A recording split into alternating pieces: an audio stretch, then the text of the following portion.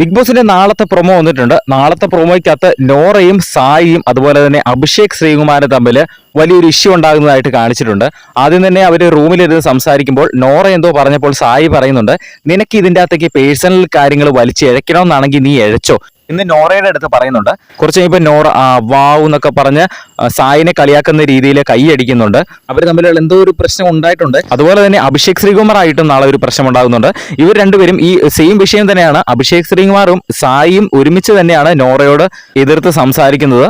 അഭിഷേക് ശ്രീകുമാർ നോറയുടെ അടുത്ത് പറയുന്നുണ്ട്, നീ പോയി പണി നോക്കടി എന്നൊക്കെ നോറയുടെ അടുത്ത് പറയുന്നുണ്ട്. അത് കഴിഞ്ഞ് അഭിഷേക് ശ്രീകുമാറും സായും കൂടെ ഒരുമിച്ച് നോറയുടെ അടുത്ത് പറയുന്നുണ്ട്, എടി ഞങ്ങൾ എന്ത് ചെയ്യുന്നില്ല, നീ പറഞ്ഞ കാര്യം ചെയ്യുന്നില്ല എന്ന് നോറയോട് പറയുന്നുണ്ട്.